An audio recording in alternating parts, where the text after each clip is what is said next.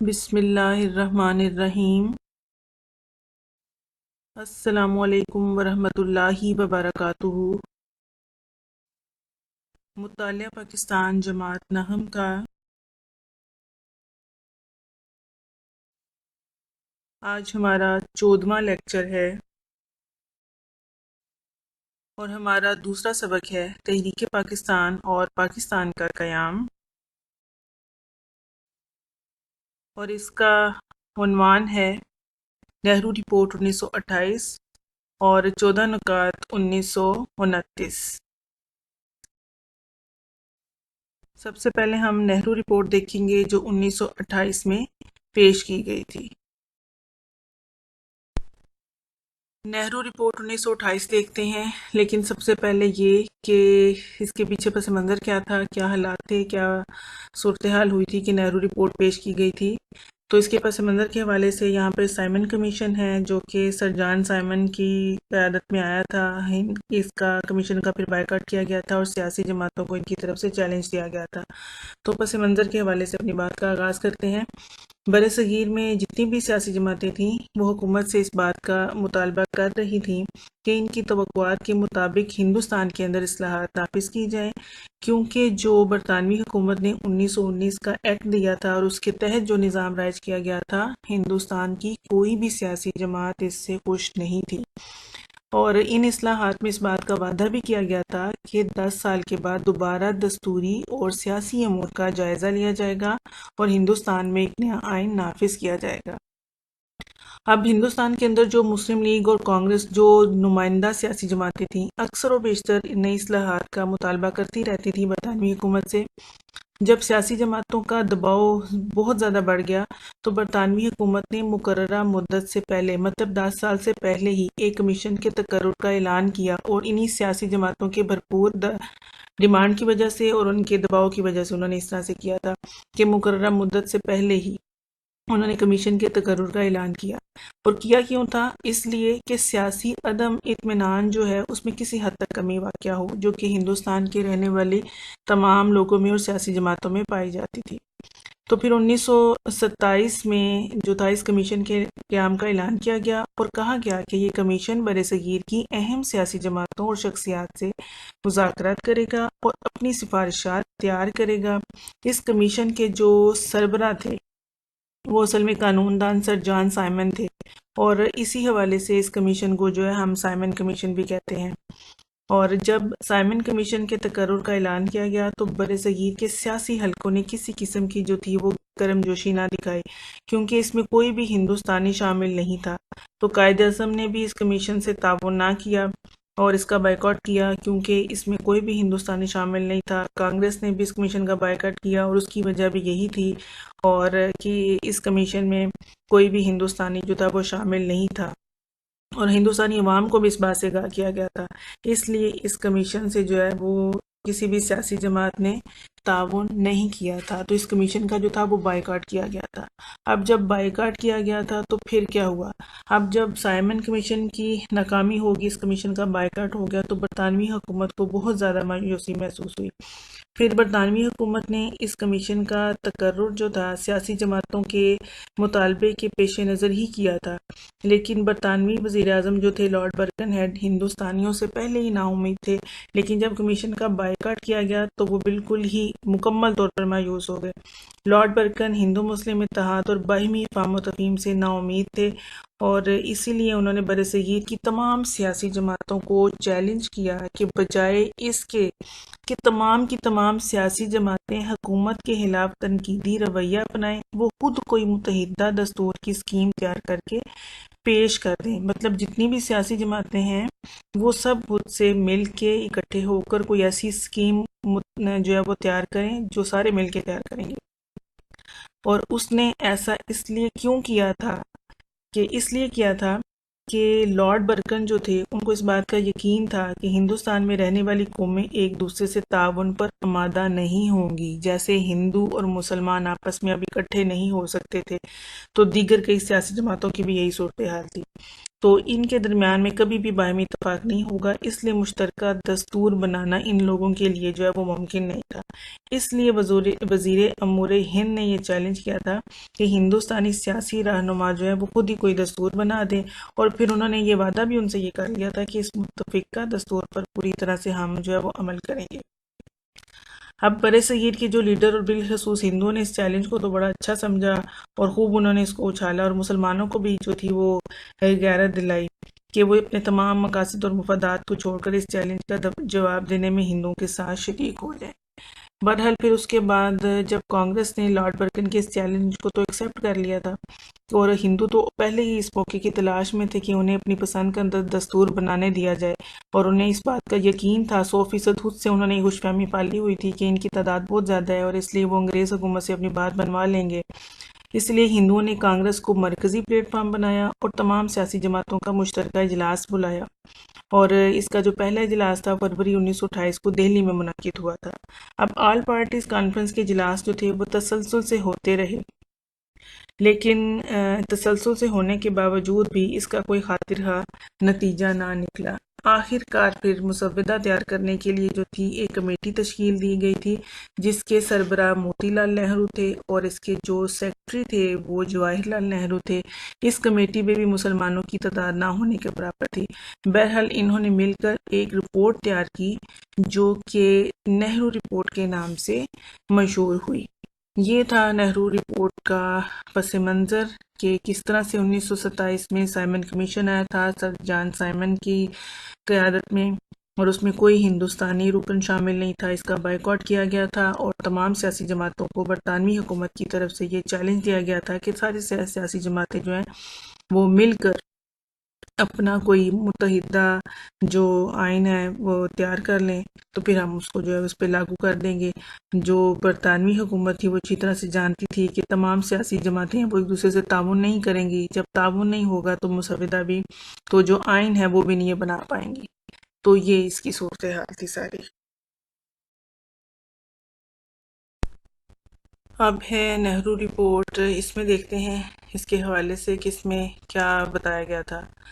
میثاق لکھنؤ کی حیثیت ختم، تحفظات ماننے سے انکار، مسلمانوں کے جداگانہ انتخاب کا اصول انہوں نے رد کیا جس سے مسلم ہندو جو تعلقات تھے بے حد خراب ہو گئے. اب نہرو رپورٹ ہے، اس کی جو خاص بات تھی وہ یہ تھی کہ اس میں صرف اور صرف مسلمانوں کو نشانہ بنایا تھا ہندوؤں نے، کیونکہ مسلمانوں سے تو ان کو شدید چڑ تھی، نفرت تھی، اور اس طرح سے نشانہ بنایا کہ مسلمان جو مطالبات کر رہے تھے ان تمام مطالبات کی انہوں نے نہرو رپورٹ کے اندر نفی کر دی. خاص طور پر مسلمانوں کے اسمبلی میں قانون سازی میں ان کی نمائندگی کو کم کرنے کا کہا.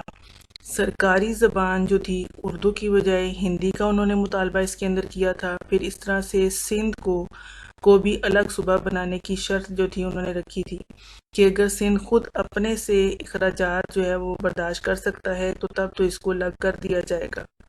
یعنی اس رپورٹ کے اندر ہندوؤں نے اپنی سوچ کی عکاسی کی تھی اور اس بات کو انہوں نے ہائی لائٹ کر دیا تھا اپنی اس رپورٹ میں کہ وہ مسلمانوں سے شدید نفرت کرتے ہیں. تو اس رپورٹ کے ذریعے انہوں نے ایک تو ماضی میں کیے گئے جو میثاق لکھنؤ تھا اس کے اوپر انہوں نے پانی پھیر دیا، دوسری یہ بات بھی ظاہر کر دی کہ وہ کس طرح سے مسلمانوں کے ساتھ تنگ نظری سے پیش آ رہے ہیں، اور وہ کبھی بھی نہیں چاہتے کہ مسلمان اپنی الگ شناخت قائم رکھیں. خاص طور پر ہندوؤں کو مسلمانوں کے جداگانہ انتخاب کے مطالبے سے سخت نفرت تھی، لہٰذا اس رپورٹ میں انہوں نے ان تمام تحفظات کو ماننے سے انکار کر دیا جو کہ مسلمانان برصغیر اپنی بقا اور ترقی کے لیے ضروری سمجھتے تھے. نہرو رپورٹ اصل میں صرف ہندو رپورٹ تھی، اس میں مسلمانوں کے مفادات کا کوئی خیال نہیں رکھا گیا تھا، اور اس سے صاف نظر آ رہا تھا کہ ہندو اپنا راج قائم کرنا چاہتے تھے. انہوں نے پہلے سے طے شدہ اصولوں کو مسترد کر کے مزید تنازعات پیدا کر دیے تھے، حتیٰ کہ مولانا محمد علی جوہر نے اس رپورٹ کے حوالے سے کہا کہ یہ ہندوؤں کے غلبہ اور مسلمانوں کی دائمی غلامی سے انہوں نے اس چیز کو تشبیہ دی اور نہرو رپورٹ کو انہوں نے مسترد کیا۔ نہرو رپورٹ نے ہندو مسلم اتحاد کے خواب کو چکنا چور کر دیا۔ اب مسلمان اس مقام پر پہنچ چکے تھے جہاں وہ اپنی الگ منزل کا تعین کرنا چاہتے تھے۔ نہرو رپورٹ نے مسلمانوں کے حقوق کو سلب کرنا چاہا، جس سے مسلم دنیا میں بہت زیادہ بے چینی اور اضطراب پھیل گیا۔ ان کو اس بات کا یقین ہو گیا تھا کہ ہندوؤں کے ساتھ اتفاق اور اتحاد کسی صورت میں بھی قائم نہیں ہو سکتا۔ یہ تھی نہرو رپورٹ جو کہ ہندوؤں نے پیش کی تھی مسلمانوں کے خلاف، کہ مسلمانوں کو ہی نشانہ بنایا تھا اور کس طرح سے وہ چاہتے تھے کہ ہندوستان کے اندر جو ہے وہ ہندوؤں ہی کی حکمرانی قائم ہو۔ نہرو رپورٹ کے حوالے سے سوالات کہ نہرو رپورٹ کب پیش کی گئی تھی؟ 1928 میں نہرو رپورٹ کے اوپر مختصر نوٹ پوچھا جا سکتا ہے، اور نہرو رپورٹ میں اس میں مسلمانوں کے کس اصول کو انہوں نے رد کیا تھا جو مین تھا مسلمانوں کا مطالبہ اس کو جداگانہ انتخاب کا، تو یہ والے سوال جو ہیں وہ نہرو رپورٹ کے حوالے سے ہیں۔ اب دیکھتے ہیں 14 نکات 1929 جو کہ قائد اعظم محمد علی جناح نے پیش کیے تھے 1929 میں۔ 14 نکات قائد اعظم محمد علی جناح جب 1928 میں نہرو رپورٹ پیش کی گئی، وہ شائع ہوئی، تو اس کے شائع ہونے سے مسلمان جو تھے وہ شدید رنج و غم میں مبتلا ہو گئے تھے۔ آخر کار قائد اعظم نے نہرو رپورٹ کے جواب میں اپنے 14 نکات پیش کیے جو کہ قائد اعظم کے 14 نکات سے جانے گئے، اور قائد اعظم نے نہرو رپورٹ کے جواب میں اپنی جو رپورٹ تھی وہ 1929 میں پیش کی تھی۔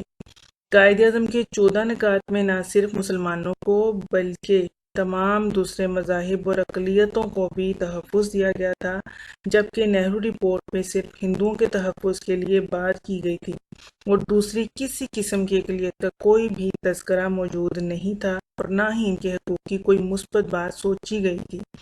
قائد اعظم نے جب اپنے 14 نکات پیش کیے تو یہ 14 نکات نہ صرف برصغیر کے مسلمانوں کے ساتھ بلکہ تمام اقلیتوں کے حقوق کی عکاسی کرتے تھے۔ ان کی بھی خواہشات کو سامنے رکھ کر یہ 14 نکات تیار کیے گئے تھے۔ اب یہ 14 نکات اسی لیے پیش کیے گئے تھے کیونکہ نہرو رپورٹ جو تھی وہ مسلمانوں نے رد کر دی تھی، اور کیونکہ نہرو رپورٹ کے اندر ہندوؤں کی سوچ ظاہر ہو گئی تھی کہ وہ مسلمانوں سے شدید نفرت کرتے ہیں اور ہندوستان کے اندر مسلمانوں کو غلام بنا کر ان کے اوپر حکمرانی کرنا چاہتے ہیں، جس کی وجہ سے نہرو رپورٹ جو تھی وہ رد کر دی گئی تھی۔ اب اس نہرو رپورٹ کے جواب میں قائد اعظم محمد علی جناح نے 1929 میں اپنے 14 نکات پیش کیے تھے۔ پہلا جو ہے پوائنٹ وہ ہے وفاقی آئین۔ قائد اعظم کے 14 نکات کے حوالے سے آئندہ آئین وفاقی طرز کا ہو جس میں صوبوں کو زیادہ سے زیادہ جو ہے خود مختاری دی جائے۔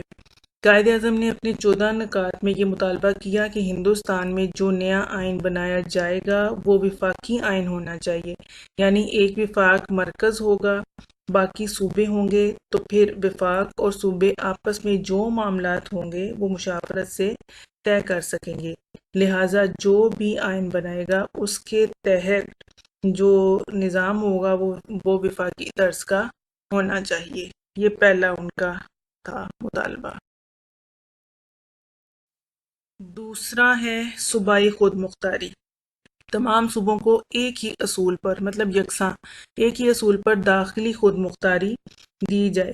صوبوں کو خود مختاری دی جائے، ایک خاص حد تک، ایک خاص حد میں رہتے ہوئے صوبوں کو باقاعدہ اختیار دیا جائے کہ وہ اپنے صوبائی معاملات کو خود آزادی سے اپنے وسائل کے مطابق اس کو حل کر سکتے ہیں، اور ان میں وفاق کسی بھی قسم کی مداخلت جو ہے وہ نہیں کرے گا۔ اس طرح تمام صوبوں کو یکساں صوبے کے اندر جو ہے وہ آزادی ہونی چاہیے، ان کو اختیارات دینے چاہیے، اور اپنے وسائل کے مطابق اپنے سارے معاملات کو وہ چلائیں، اور وفاق جو ہے جو مرکز ہے وہ اس میں کسی قسم کی مداخلت نہیں کرے گا۔ اس کے بعد تیسرا ہے اقلیتوں کی نمائندگی. اقلیت کس کو کہتے ہیں؟ جو تعداد میں کم ہو. جیسے پاکستان میں مینورٹیز رہتی ہیں، عیسائی ہیں، سکھ ہیں، ہندو ہیں، کم تعداد میں ہیں، تو وہ اقلیتی قوم کہلاتے ہیں. تو یہاں پر اقلیتوں کی نمائندگی کے حوالے سے ہے کہ قائد اعظم نے اپنے 14 نکات میں ان کا تیسرا مطالبہ یہ تھا کہ اقلیتوں کو نمائندگی دی جائے، صوبوں میں اقلیتوں کو مناسب نمائندگی دی جائے. نمائندگی ہو جو کہ مناسب ہو اقلیتی قوموں کو، یعنی صوبوں میں اقلیتوں کو جو نمائندگی دی جائے گی، یعنی ہر صوبے میں جہاں جہاں اقلیتیں ہیں وہاں پر ان کو ان کی آبادی کے لحاظ سے ان کو نمائندگی دی جائے، چاہے کہیں کم ہیں یا زیادہ ہیں. کسی صوبے میں ہندو زیادہ ہیں یا کسی صوبے میں مسلمان زیادہ ہیں، وہاں پر بھی اقلیتوں کو ہر صوبے کے حساب سے اپنی آبادی کے تناسب سے جو ہے وہ نمائندگی دی جائے گی. یہ تیسرا تھا ان کا مطالبہ.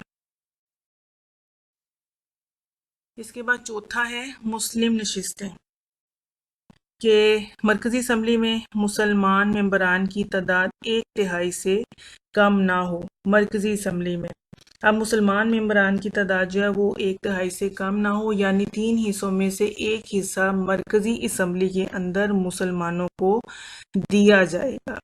یہ ان کا بڑا اہم مطالبہ تھا قائد اعظم کا اپنے 14 نکات کے حوالے سے، کہ جب تک قانون سازی کے اندر مسلمان جو ہیں ان کا حصہ نہیں ہوگا، ان کے لیے نشستیں مخصوص نہیں ہوں گی، تب تک معاملات جو ہیں وہ بہتر نہیں ہوں گے. اگر مسلمانوں کو نظر انداز کیا جائے گا تو پھر سیاسی حالات جو ہے وہ خراب مزید ہو سکتے ہیں. لہٰذا اس وجہ سے انہوں نے اپنے نکات کے اندر چوتھا مطالبہ مسلم نشستوں کے حوالے سے ایک مرکز میں رکھا تھا کہ 3 میں سے ایک جو ہے وہ ضرور مسلمانوں کا ہونا چاہیے. اب ہے جداگانہ انتخاب. پانچواں، جداگانہ انتخاب کا اصول ہر فرقہ پر لاگو ہونا چاہیے، البتہ اگر کوئی فرقہ، یہ آپشن تھی کہ جداگانہ انتخاب جو ہے وہ سب کے لیے ہے، لیکن اگر کوئی فرقہ چاہے تو اپنی مرضی سے مخلوط طریقہ انتخاب قبول کر سکتا ہے. ٹھیک ہو گیا. قائد اعظم نے اپنے 14 نکات میں یہ مطالبہ بھی خاص طور پر کیا کہ جداگانہ طرز پر انتخاب کو رائج کیا جائے. اگر کوئی اقلیت جو ہے، مثلا سکھ ہیں، عیسائی ہیں، تو اگر کوئی اقلیت جداگانہ انتخاب کو نہیں کرنا چاہتی تو اپنی مرضی سے مخلوط انتخاب کا طریقہ قبول کر سکتی ہے، اور جداگانہ انتخاب جو چاہتے ہیں ان کے لیے جداگانہ انتخاب ہی رائج ہو. جداگانہ انتخاب میں کیا ہوتا ہے کہ اقلیتیں اپنے ووٹ صرف اپنے نمائندوں کو دیں گے. مخلوط طریقہ انتخاب میں یہ ہے کہ ایک نمائندہ کسی بھی حلقے میں کھڑا ہو یا 2 یا 3 نمائندے کھڑے ہوں، تو جو سب سے زیادہ ووٹ لے جائے گا وہ کامیاب ہو جائے گا. اب ہندوستان میں اکثریت جو تھی وہ ہندوؤں کی تھی، تو پھر ہندوؤں کے مقابلے میں کوئی بھی اقلیتی شخص جو تھا وہ کامیاب نہیں ہو سکتا تھا. اس لیے جداگانہ انتخاب یعنی ہر اقلیت کے اپنے جو ہیں وہ نمائندے کھڑے ہوں گے، اور ان کے نمائندوں کو اقلیت ہی ووٹ دے گی اور کوئی دوسرا جو ہے وہ ووٹ نہیں دے گا. تو یہ جداگانہ انتخاب کا جو اصول تھا، جو مطالبہ تھا، یہ بڑا اہم مطالبہ تھا جو کہ قائد اعظم نے اپنے 14 نکات میں شامل کیا. جہاں انہوں نے مسلمانوں کی بات کی، وہاں انہوں نے ہندوستان کے اندر رہنے والی تمام اقلیتی قوموں کی بھی بات کی اور ان کے فائدے کے لیے انہوں نے یہ مطالبہ پیش کیا. اگلا ہے ہمارے پاس صوبوں کی تشکیل، نمبر 6 پہ. اب صوبوں کی تشکیل، صوبوں کی حدود میں کوئی ایسی تبدیلی نہ کی جائے جس سے پنجاب، بنگال اور شمال مغربی سرحدی صوبہ خیبر پختونخوا کی مسلمان اکثریت متاثر ہوتی ہو. اب پنجاب، بنگال اور وہ علاقے جہاں مسلمان اکثریت میں ہیں وہاں اس طرح کی کوئی تبدیلی نہیں کی جائے گی کہ جس سے اکثریت اقلیت میں تبدیل ہو جائے. تو اس چیز کا خیال رکھا جائے کہ جہاں مسلمان اکثریت میں ہوں اس کو 2 حصوں میں تقسیم نہ کیا جائے.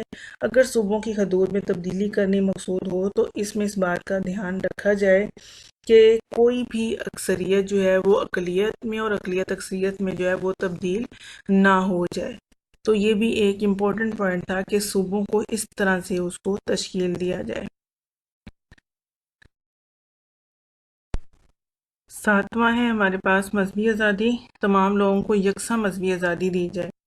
پورے ہندوستان میں ہر مذہب کے لوگوں کو ایک جیسی آزادی ہو. یہ نہ ہو کہ ہندوؤں کو کھلی آزادی جو ہے وہ حاصل ہو اپنی مرضی سے مذہبی رسومات ادا کرنے کی، جبکہ باقی اقلیتوں کے ساتھ معاملہ دوسرا ہو. مطلب مسلمانوں کو، سکھوں کو، عیسائیوں کو آزادی جو تھی ہندوستان کے اندر بالکل بھی نہیں دی جاتی تھی، حالانکہ ہندو جو تھے وہ ہندوستان کے اندر مکمل طور پر آزاد تھے. تو اس کے اوپر قائد اعظم نے توجہ خاص طور پر دلائی تھی اپنے 14 نکات کے اندر کہ یہ والا امتیاز، یہ فرق جو ہے یہ نہیں ہونا چاہیے کہ پورے ہندوستان میں تمام لوگوں کو ایک جیسی یعنی یکساں آزادی ہو، مذہبی آزادی ہو، تمام لوگ اپنے اپنے مذہبی عقائد کے مطابق اپنی عبادت گاہوں میں جا سکیں اور اپنے اپنے تہوار اپنے مذہب کے مطابق جو ہے منا سکیں، بغیر کسی خوف کے، بغیر کسی ڈر کے. تو یہ مذہبی آزادی کے حوالے سے جو مطالبہ تھا، ایک اہم مطالبہ تھا قائد اعظم کے 14 نکات کے اندر. آٹھواں ہے ہمارا حق استرداد. استرداد کا مطلب ہوتا ہے مسترد کرنا، رد کر دینا، نہ ماننا. تو اگر کوئی مسودہ قانون کسی خاص فرقے سے متعلق ہو اور اس فرقے کے 3/4 اراکین اس مسودے کے خلاف رائے دیں تو اسے نامنظور سمجھا جائے. ٹھیک ہو گیا. اب حق استرداد کیا تھا؟ اس سے مطلب یہ ہے کہ خاص فرقے سے متعلق کوئی بھی مسودہ قانون جو کہ تحریری شکل میں لکھا جاتا ہے مسودہ، اس کو ہم مسودہ کہتے ہیں، اور اسمبلی میں جب پیش کیا جاتا ہے اس وقت جو ہے وہ مسودہ کہلاتا ہے. جب وہ پاس ہو جاتا ہے تو اس کو پھر قانون یا بل کہتے ہیں. اچھا، کوئی بھی ایسا مسودہ یا قانون اس وقت تک پاس نہیں ہوگا جب تک کہ یہ جس فرقے سے متعلق ہوگا اس فرقے کے خاص لوگ، ان کی اکثریت جب تک اس کے حق میں فیصلہ نہ دے گی تب تک وہ مسودہ قانون پاس نہیں ہونا چاہیے. اگر پاس کرنا ہے، ترمیم کرنی ہے، تبدیلی کرنی ہے یا اس کو ختم کرنا ہے تو اسی فرقے کے جو اس سے متعلق ہے وہی رائے دیں گے، ان سے رائے لی جائے گی. جب تک اکثریت اس کے حق میں فیصلہ نہیں دے گی تب تک وہ مسودہ پاس نہیں ہونا چاہیے جس کے متعلق وہ ہے. اس میں صرف مسلمانوں کا فائدہ نہیں تھا بلکہ تمام اقلیتوں کے لیے قائد اعظم نے اس میں بات کی تھی، اور یہ بھی ایک اہم مطالبہ تھا ان کا. اگلا ہے سندھ ایک الگ صوبہ. سندھ کو ممبئی سے الگ کر کے ایک صوبہ بنا دیا جائے. اب سندھ کی ممبئی سے علیحدگی. سندھ پہلے انتظامی لحاظ سے ایک الگ صوبہ تھا، لیکن جب انگریز آئے انگریزی دور حکومت میں اس کو ممبئی سے جوڑ دیا گیا. تو اس وجہ سے مسلمان سندھ میں زیادہ تھے، اس وجہ سے مسلمانوں کا مسئلہ تھا. اس لیے قائد اعظم نے سندھ کے حوالے سے بھی اپنے 14 نکات میں مطالبہ رکھا کہ سندھ کو ممبئی سے الگ کر دیا جائے اور ایک الگ صوبہ بنایا جائے. جبکہ ابھی ہم نے نہرو رپورٹ میں پڑھا ہے کہ نہرو رپورٹ نے سندھ کے حوالے سے یہ شرط رکھی تھی کہ سندھ کو اس صورت میں الگ کیا جائے گا کہ اگر سندھ اپنے صوبائی اخراجات خود برداشت کر لے تو پھر اس کو علیحدہ کیا جائے گا، جبکہ اخراجات مہیا کرنا جو ہوتا ہے وہ وفاق کا کام ہوتا ہے. تو یہاں پر قائد اعظم نے اپنے مطالبے میں یہ رکھا کہ سندھ کو جو ہے ممبئی سے الگ کر کے ایک علیحدہ صوبہ بنا دیا جائے. اگلا ہے ہمارے پاس اصلاحات. 10واں، بلوچستان اور شمال مغربی سرحدی صوبہ میں دیگر صوبوں کی مانند اصلاحات نافذ کی جائیں. بلوچستان اور سرحد میں برطانوی دور میں یہاں پر مسلسل انگریزوں کے ساتھ لوگ جو تھے وہ برسر پیکار تھے، یہاں پہ رہتے تھے، اور انگریز حکومت کو انہوں نے کبھی تسلیم نہیں کیا تھا، جس کی وجہ سے اس علاقے میں کوئی ترقیاتی کام جو تھا وہ نہ ہو سکا. اس لیے قائد اعظم نے اس بات کا اپنے 14 نکات میں مطالبہ کیا کہ بلوچستان کے اندر اصلاحات جو ہیں وہ نافذ کی جائیں. یہاں کی ترقی اور خوشحالی کے لیے حکومت یہاں پر اصلاحات نافذ کرے، اس علاقے کو ترقی یافتہ بنائے، اس علاقے کو بھی ترقی دیں تاکہ یہ بھی ترقی یافتہ علاقوں میں شامل ہو جائے. یہ تھا بلوچستان اور شمال مغربی سرحدی صوبے کے حوالے سے. 11واں جو ہے ہمارے پاس وہ ہے سرکاری ملازمتوں میں حصہ. سرکاری ملازمتوں میں مسلمانوں کو ان کی اہلیت اور تناسب کے لحاظ سے حصہ دیا جائے، میرٹ کی بنیاد پر بھی جو ہے وہ نوکری ہونی چاہیے. اچھا، یہاں پر سرکاری ملازمتوں کے حوالے سے کہا گیا کہ انگریزی دور حکومت میں جو تھا وہ میرٹ کی بنیاد پر نوکری جو تھی ملتی تھی. اب مسلمان جو تھے وہ کم ہونے کی وجہ سے ہندوؤں کے مقابلے میں نوکری حاصل نہیں کر سکتے تھے، لہٰذا میرٹ کو بنیاد بناتے ہوئے قائد اعظم نے مطالبہ کیا کہ مسلمانوں کو ان کی قابلیت کے مطابق، ان کی اہلیت کے مطابق سرکاری ملازمتوں میں حصہ دیا جائے، جہاں مسلمان قابل ہوں ان کی قابلیت کا خیال رکھا جائے، نہ کہ ان کو اکثریت اور اقلیت کے حساب سے نوکری دی جائے بلکہ میرٹ کو مد نظر رکھا جائے۔ تو قائد اعظم نے اپنے 14 نکات میں میرٹ کو بنیاد بنایا کہ مسلمانوں کو جو ہے وہ سرکاری ملازمتوں میں ان کی اہلیت کے حساب سے جو ہے اور تناسب کے لحاظ سے حصہ لازمی دیا جائے۔ پھر ہے ہمارے پاس 12واں مذہبی ثقافتی تحفظ، مسلمانوں کو مذہبی اور ثقافتی تحفظ دیا جائے۔ قائد اعظم نے یہ بھی مطالبہ کیا کہ ہندوستان میں جس طرح ہندوؤں کا انگریزوں کے ساتھ مل کر ان کا اثر و رسوخ بڑھتا جا رہا تھا، مسلمانوں کے لیے مسائل پیدا ہو گئے تھے۔ مسلمانوں کو مذہبی اور ثقافتی لحاظ سے انہیں بہت سی پریشانیوں اور دشواریوں کا سامنا تھا۔ مذہبی فرائض کی ادائیگی میں ہندو رکاوٹ ڈالتے تھے، مساجد کے باہر شور مچاتے، ڈھول پیٹتے تھے۔ اس طرح قربانی کے موقع پر گائے کو ذبح نہیں کر سکتے تھے مسلمان، اگر ذبح کرتے تھے تو قتل و غارت جیسے فسادات شروع ہو جاتے تھے۔ اس لیے یہ مطالبہ اٹھایا گیا کہ مسلمانوں کو مذہبی ثقافتی لحاظ سے مکمل طور پر آزادی ہونی چاہیے، جو کہ بڑی ضروری ہے۔ جس طرح سے ہندوؤں کو حاصل ہے اپنے مذہبی حوالے سے، اس طرح سے مسلمانوں کو بھی ہونی چاہیے۔ 13واں جو پوائنٹ اہم ہے، وزارتوں میں نمائندگی۔ صوبائی اور مرکزی وزارتوں میں مسلمانوں کو کم از کم 1/3 نمائندگی دی جائے۔ یہاں پر وزارتوں کے حوالے سے بات ہے۔ اس سے پہلے ہم نے بات کی تھی کہ مرکزی اسمبلی میں، اب یہاں پر بات ہو رہی ہے وزارتوں میں۔ مرکزی اسمبلی کے حوالے سے نمائندگی کی بات کی تھی کہ قائد اعظم نے کہ مرکزی اسمبلی میں مسلمانوں کو 1/3 نمائندگی ملنی چاہیے۔ اس سے پہلے جو ایک پوائنٹ آیا تھا مرکزی اسمبلی میں مسلم نشستوں کے حوالے سے کہ یہاں پر مسلمانوں کو جو ہے وہ 1/3 نمائندگی ملنی چاہیے۔ اب یہاں پہ وزارتوں کی بات ہے، صوبائی اور مرکز کے اندر جو وزارتیں ہوں گی اس میں مسلمانوں کو حصہ ملنا چاہیے۔ مطلب اس کے ساتھ ساتھ جب حکومت تشکیل دی جائے تو اس میں جو وزارتیں ہوتی ہیں حکومت کے اندر، وفاق میں اور صوبائی سطح پر جو وزارتیں ہوتی ہیں ان وزارتوں میں مسلمانوں کو حصہ ملنا چاہیے۔ مختلف شعبے ہوتے ہیں منسٹریز کے، اس میں وزارتوں کے جو کہ وزیروں کو ملتے ہیں، مختلف وزیر ہوتے ہیں، مختلف شعبوں کے ہوتے ہیں، تعلیم کے، صحت کے، ریلوے کے۔ تو اس طرح سے اس میں بھی صوبائی اور مرکزی سطح پر مسلمانوں کو وزارتوں میں حصہ لازمی دینا چاہیے۔ مرکز میں بھی مسلمانوں کی نشستوں کی بات کی اور وزارتوں میں بھی، کیونکہ یہ دو ایسی جگہیں تھیں جہاں پر مسلمانوں کی تعداد ان کی تناسب کے حوالے سے نہیں اگر ہوتی تو مسلمان جو تھے وہ مشکل میں آ سکتے تھے۔ تو قائد اعظم نے اپنے 14 نکات میں اس چیز کو شامل کیا کہ مرکز میں بھی اور صوبائی اور مرکزی وزارتوں میں بھی مسلمانوں کا جو ہے وہ حصہ جو ہے وہ ہونا چاہیے، اور جو کہ کم سے کم 1/3 ہونی چاہیے۔ اس کے بعد ہمارا 14واں اور آخری پوائنٹ ہے دستوری ترامیم۔ آئین میں صوبوں کی مرضی کے بغیر کوئی تبدیلی جو ہے وہ نہیں کی جائے گی۔ اس حوالے سے ہے کہ آئین میں تبدیلی کرنی ہو تو صوبوں کی مرضی کے بغیر تبدیلی نہیں کی جائے گی۔ پہلے صوبوں سے مشاورت کی جائے، مشورہ کیا جائے، پھر ان کی مشاورت سے آئین میں ترمیم یا تبدیلی کی جائے۔ ان کی اجازت کے بغیر یہ کرنا جو ہے وہ غلط ہے کہ خود سے ہی فیصلہ کر کے اس میں تبدیلی کر دینا۔ صوبوں سے باقاعدہ طور پر مشاورت کی جائے، اس کے بعد جو ہے کسی بھی دستور کے اندر جو ہے ترمیم کر لی جائے۔ ترمیم کا مطلب تبدیلی ہوتا ہے کہ اس میں پھر اس کو تبدیل کر لیا جائے۔ یہ تھے قائد اعظم کی 14 نکات جو کہ انہوں نے نہرو رپورٹ کے جواب میں اپنے پیش کیے تھے۔ جب پیش کیے گئے تھے تو اس کے بعد مسلمانوں کی طرف سے بھرپور مطالبہ تھا کہ مسلمان اس سے کم لیول پہ جا کر کبھی بھی کوئی بات نہیں کریں گے۔ تو یہ مسلمانوں کے مطالبات ہی سمجھ لیں کہ یہ سارا نظام جو ہے وہ آئندہ آئین میں اس طرح سے ہونا چاہیے تو مسلمانوں کے لیے قابل قبول ہوگا۔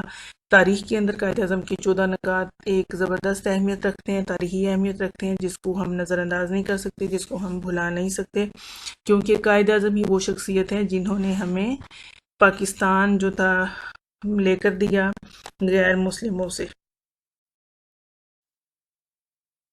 اب اگر 14 نکات کا تجزیہ کیا جائے تو ہمیں پتہ چلتا ہے کہ مسلمانوں کے سیاسی حقوق کی ترجمانی کی تھی قائد اعظم نے اپنے 14 نکات کے حوالے سے، اور جہاں مسلمانوں کے حقوق کی بات کی، سیاسی حقوق کی بات کی، وہاں انہوں نے ہندوستان کے اندر دیگر کئی اقلیتوں کو بھی جو تھا وہ یاد رکھا اپنے 14 نکات کے اندر، اور ایک زبردست ہندوستان کے اندر جو دستوری اصلاحات کا جو بنیادی جو فریم ورک تھا، جو بنیادی ڈھانچہ تھا، وہ قائد اعظم نے پرووائڈ کیا تھا کہ جو بھی آئین بنے تو اس کے اندر ان 14 نکات کو مد نظر رکھا جائے، اور یہ 14 نکات نہرو رپورٹ کے جواب تھے۔ نہرو رپورٹ میں تو مسلمانوں کو یکسر نظر انداز کیا گیا تھا، لیکن 14 نکات کے اندر قائد اعظم نے تمام دوسری اقلیتوں کو بھی یاد رکھا تھا۔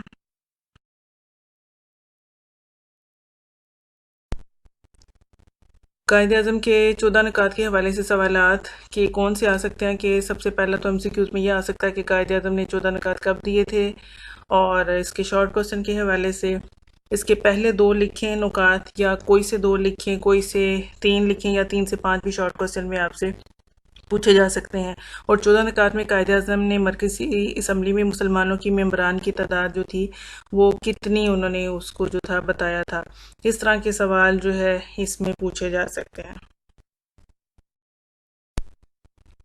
مزید یہ کہ سندھ کو کس صوبے سے جو ہے الگ کیا جائے، کس علاقے سے الگ کر کے صوبہ بنایا جائے، کن صوبوں میں اصلاحات نافذ کرنے کے لیے مطالبہ کیا تھا، اور سرکاری ملازمتوں میں مسلمانوں کو کس لحاظ سے حصہ دیا جائے، اور صوبائی اور مرکزی وزارتوں میں مسلمانوں کی کیا انہوں نے جو تھی کتنی نمائندگی کا تناسب جو تھا وہ بتایا تھا۔ مرکزی اسمبلی میں بھی صوبائی اور مرکزی وزارتوں کے حوالے سے یہ سوال جو ہے وہ امپورٹنٹ ہے، یہ پوچھے جا سکتے ہیں۔ تو قائد اعظم کے جو 14 نکات ہیں اس کا تجزیہ بھی مختصر سوال میں آپ سے پوچھا جا سکتا ہے، تو قائد اعظم کے 14 نکات کے حوالے سے آپ کے یہی سوال جو ہیں وہ بنتے ہیں۔